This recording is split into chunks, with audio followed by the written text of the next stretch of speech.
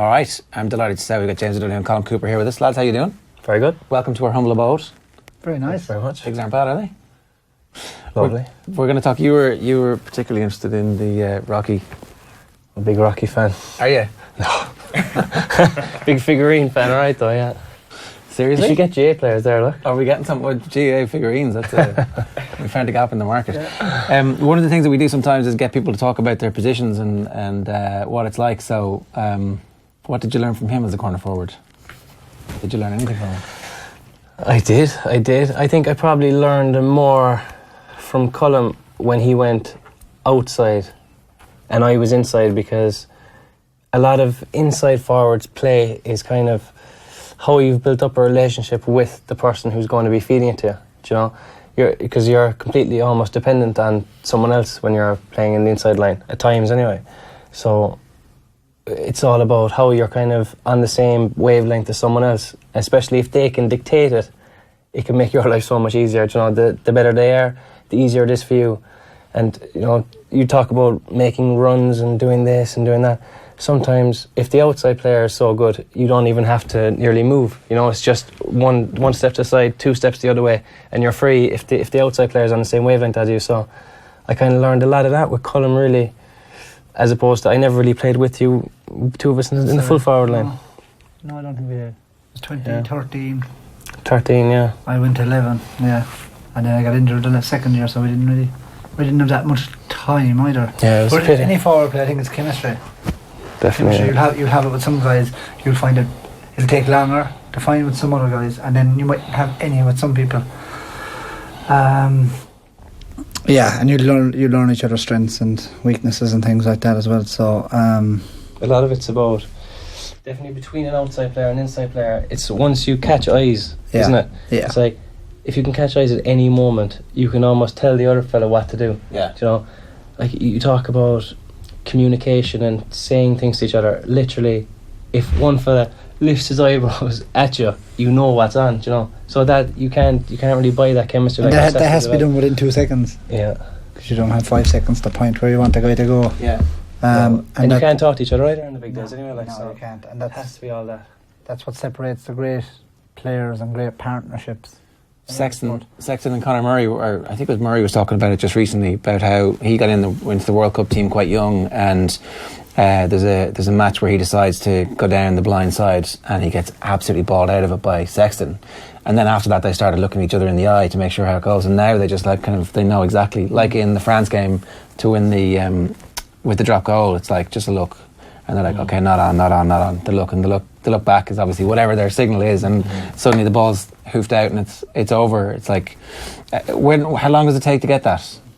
And do you have it? How many people do you need it with as an inside forward? Well, you can have it to a T with one, you know, and then you probably have a different type of chemistry with every fella. And some people, you know, you probably don't want to catch eyes with all, really, because you probably don't know what's going to go. Who are those fellas, James? Who are those fellas? You're blocking your face like that. But I think it doesn't take long to get it. Once you're both on the same wavelength, it's like that, and then it makes you feel so good. You just want to keep doing it. So it's almost addictive then. It's funny because we would not have played any football together growing up because I was older than James. So it's not like that we were playing year after year with each other, or as underage or minor under 21 teams. So I just think probably the fact that we were both corner forwards, we had an understanding mentally of where I want to get the ball, where I'm in real danger, and invariably the other player can find that pass and find things. So did you have conversations about that sort of stuff? I don't think we did. Not really, no. Well, definitely none that would have had that much of an impact. You know what I mean? Generally in Kerry, and it might kind of sound surprising, Kerry don't do a whole pile of offensive tactical play. It's a lot it's maybe unfair to say it's off the cuff stuff, but they don't want to fill your mind with too much detail because they want creativity, they want imagination. So like I worked with Paddy O'Shea, Ian Fitzmaurice, Jack O'Connor, Pat O'Shea. None of them overly focused on the actual tactics of playing attacking football, which was surprising. Would you like them to respect at some stage? I think it suited me. Okay. Because I'm a player who 90% of the time plays on instinct anyway. Where I am, what I can see, this is the right time to go for goal. Yeah. Where if it was too prescriptive, I'm not too sure I would flourish in that sort of environment. Were there teammates at any stage who you would have had a chat to, like when you're breaking into the Kerry team? You would. Like I came in, there was very experienced players. Like in the forward line that time, you had Liam Hassett, Johnny Crowley, Darragh Canada. They were all-star winners, multiple All-Ireland winners. Yeah. So the biggest thing for me coming into the team was just to fit in. Were you a corner forward at that point? Or did I was corner forward all my career, really. Like you were never full forward, even underage, kind of? No, I was too small. Right. Yeah. So I never, I never had size. So 13, all I'd say pretty much all during my career. So I just needed to fit in and find my way. I often find the magic happens as a forward when you're completely out of position. Do you know what I mean? You might be playing at 13 and suddenly you end up maybe in the top of the D or maybe a bit towards the other side, and you find yourself in a new position that just sparks something in you. Do you know what I mean? Whereas if you have to go back to start in the same position over in the corner, the defender knows what you're going to do, you know what you're going to do. It's just two staged, you know. So often it's like just the looseness of it can be the most dangerous part of it. For some people, I find that. That's very interesting. So basically you can apply that to you when you moved out to 11, that it's not almost playing deeper down the pitch, it's actually just playing in a more central position because your man marker doesn't know which direction you're going to go. That's it, and it just gave me more opportunity to do things. Like I found, especially 2013 was my first year playing there, so I had to learn the position because I hadn't played a whole pile of football there. But what I learned very quickly was guys weren't sure whether to get tight or drop off and fill space. And sometimes which worked to my benefit was that they did neither. Yeah. They weren't really tight and they weren't blocking space. So I was able to just find passes inside to Donaghy, to James, to different guys. And there's learning. There's learning it the whole time. I think even I was learning until I'm still learning playing football. So and if you play in instinct and those type of things, you'll invariably find the right thing to do. I think. You mentioned it's magical not being in that corner position, or that's where the real magic happens. I presume that's not what you were thinking in the 2014 All-Ireland final. It was kind of a little bit more rudimentary than that. It was a little bit more like, right, I've got a job to do here. Well, that was different. That was more of a tactical plan or whatever, just to kind of move out and hit them aerially. That was fine. I actually enjoyed that because it was kind of a bit of freedom, because it was very tough that year to get possessions inside in the Donegal full back line. Like, you know, the only way to really get it was up high, you know, and that was Paul Ganey's strength and Donaghy's strength, so it kind of worked in our favour that day. Within the first minute or two. Yeah. Well, that was actually just, it was planned, but so calmly. It was like, do you know what we'll do actually in the first play? You go there and we'll just see. And we didn't actually do it, but Stephen O'Brien went for a shot and it got blocked down, and it ended up happening. It's half blocked. Exactly how we said it, but completely by accident. And then we were on the way. So, you know, in the full forward line, a lot of it is actually wrestling, do you know, because you're there, right? If you're playing in the corner, you've got a sideline, you've got an end line. If the linesman is up the field, who's protecting you? Like the umpire? So you're kind of getting stuck in your man's getting stuck in you, and he's got two defenders. He's got the end line and the sideline. You know, so a lot of it is kind of just grappling and trying to get free for a second or two at a time. So it's like they say, for midfielders, the most difficult thing is getting your jumping position. Like there's real sharp elbows going there. It's probably the same for the forwards. Like, you know where you want to go. The back probably knows where you want to go. So you have to fight it out to see who's going to come out on top. That's exactly what I mean then about the magic happens when you're not where you're supposed to be, because he doesn't know then where you want to go. You know? And suddenly the ball, you just kind of give a little push and you're kind of backtracking and you're in on goal or something. You know, it's an unnatural kind of the most successful players, you don't know what they're going to do next. They don't do the same thing all the time. So that gives you a massive edge if you have that capability. So it makes no sense to have your most creative player in the full forward line, because, as you say, you are guarded by two boundaries there in the corner, whereas if you're playing at 11, you're not kind of regimented by what's happening by the dimensions of the pitch. Yeah, but the problem is you're playing 11 sometimes that you actually get all your possessions a little bit further out that you can't do as much damage. Whereas if you can get 1 or 2 possessions inside where the magic happens inside, it's a 3-pointer possibly, like, you know. But if you can have a fella on 11, 13 and 15, like, you're in the money. That would help. It helps when you have that spread of quality, yeah. We had Michael Quinlivan in just before the championship started, and he was talking about how a lot of forwards these days don't go for goal, even though they have the opportunity to. That, like, you know, he just thinks that the footballers who tap it over the crossbar from the 14 are like, what are you doing? Even from the 21, it's like, stick your head down and go for it there. Come on. Mm-hmm. Goals change matches and everybody gets excited about them. And that was certainly his attitude to it. I imagine you feel something similar? Yeah, 100%, definitely. But there definitely is, if you put your team hat on, there is the time when you just have to. Like some teams, you see, I actually see it from Dr. Crooks and Clarny, right? If they have a chance and they miss it, you know, then the chance is probably gone, and it's good to fist your point. If you kind of miss your goal chance and then 3 fellas line up to kick the next one, well, you know, yeah. And that you can just be overdoing it. So there is a time. He means the one-on-ones. Stick your head down and go for it. And there's a one-on-one, go for it. Skin to the last defender. Yeah, you have to go for it. Goals are the crucial scores, and they can turn matches.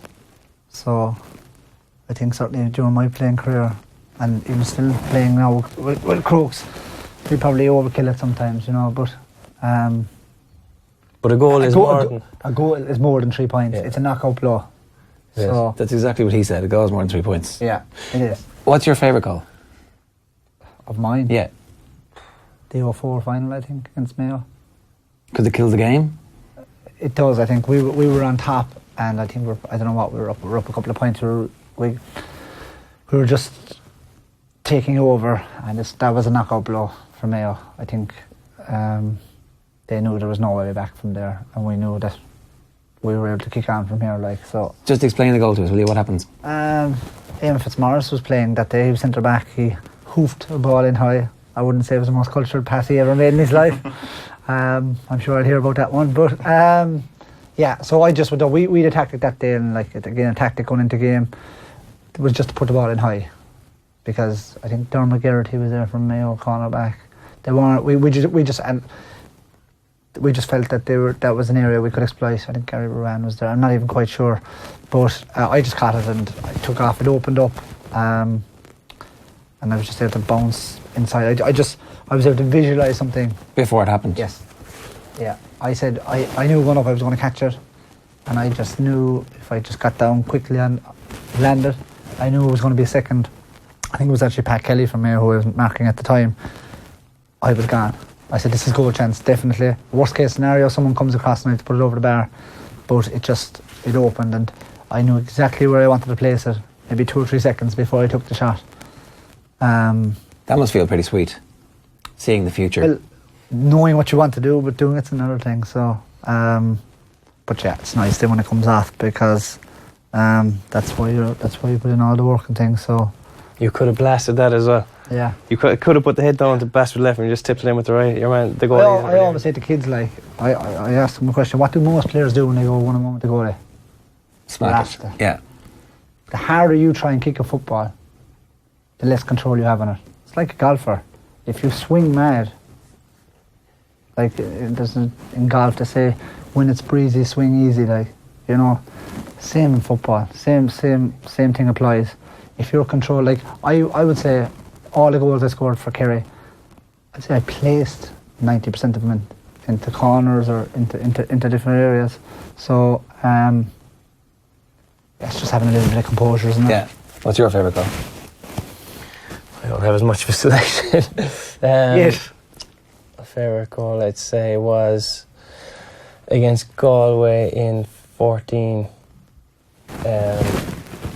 I just got a ball. I got a nice, easy hand pass off Johnny Buckley in close to goal. I'd say I was around 21.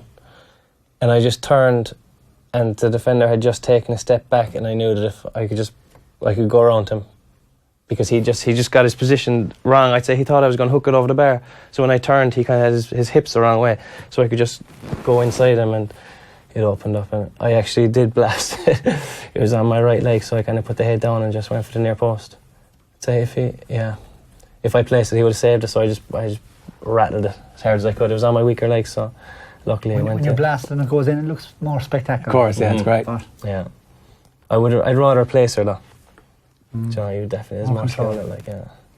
We actually wanted to talk a little bit about 2014 and the Player of the Year award that year, because we had Austin Gleeson in studio recently chatting about his Player of the Year award 2 years ago, and I think we can actually bring the video of that here right now. This is Austin chatting to Joe on the show a couple of weeks ago.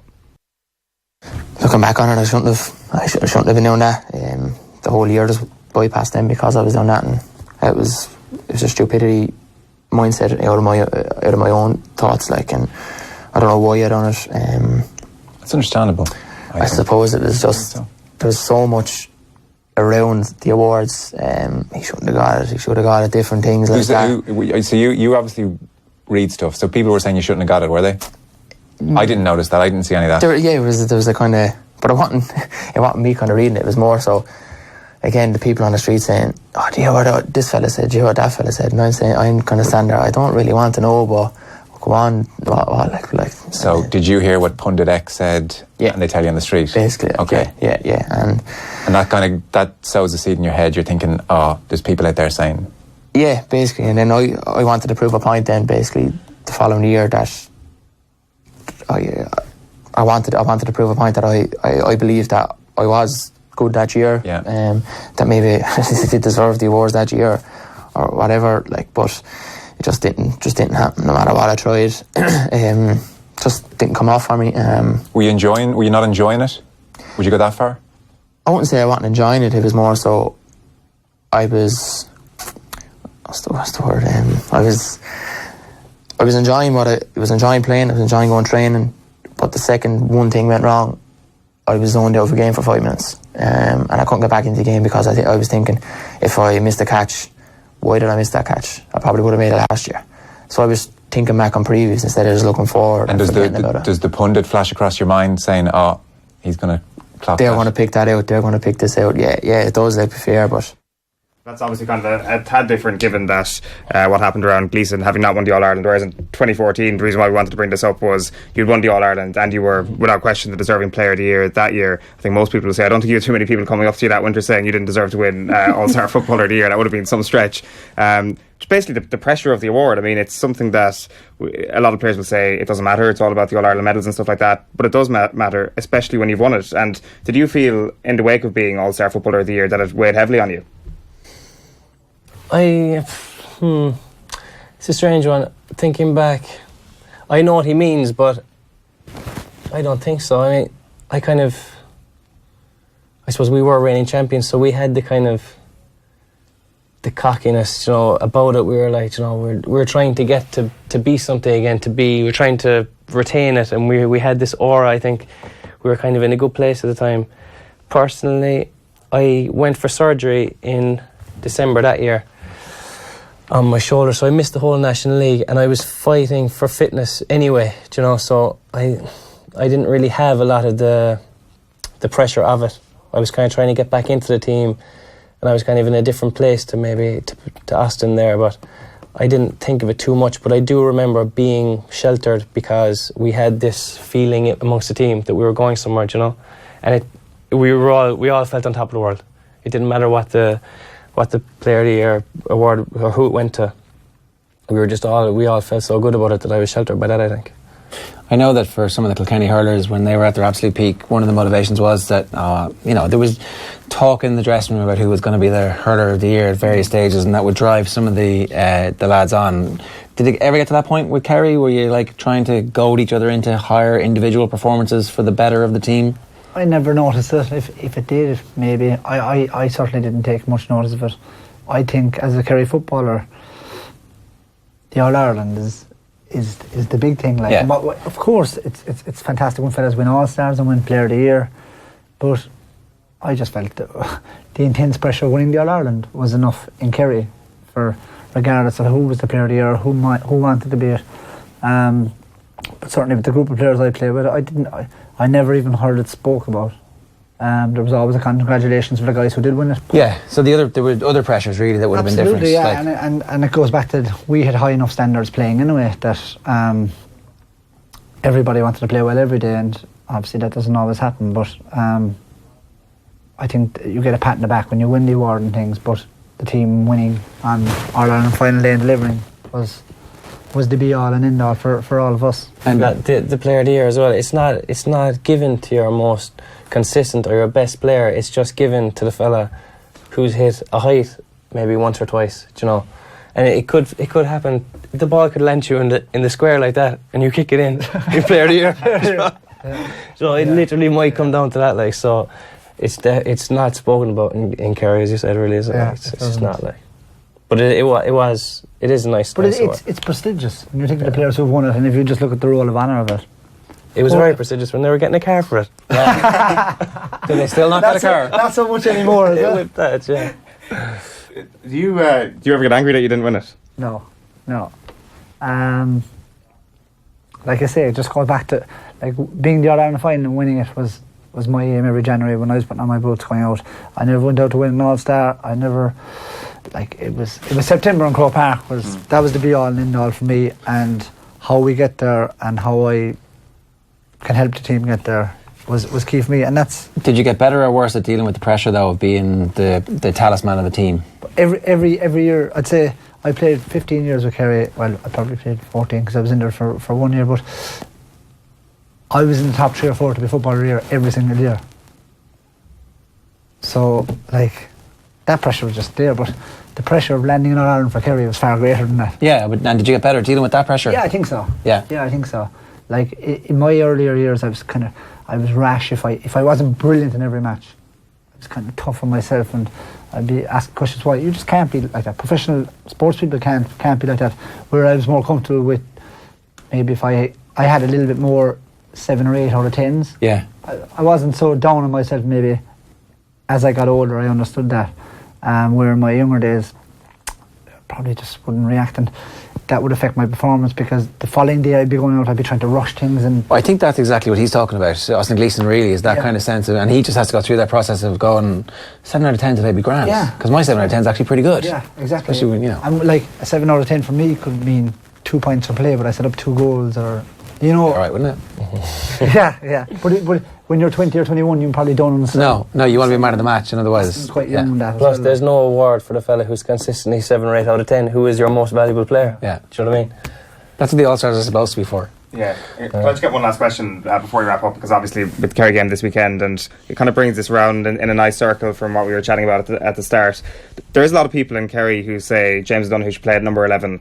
Maybe that's because they're like, right, how do we fit David Clifford, Kieran Donaghy, Paul Ganey and James Donoghue into the one team? And I think people look at you and they're like, and what you mentioned earlier on about the boundaries and being trapped sometimes in a corner forward, can we expect to see you wearing number 11 in the near future or maybe in the distant future?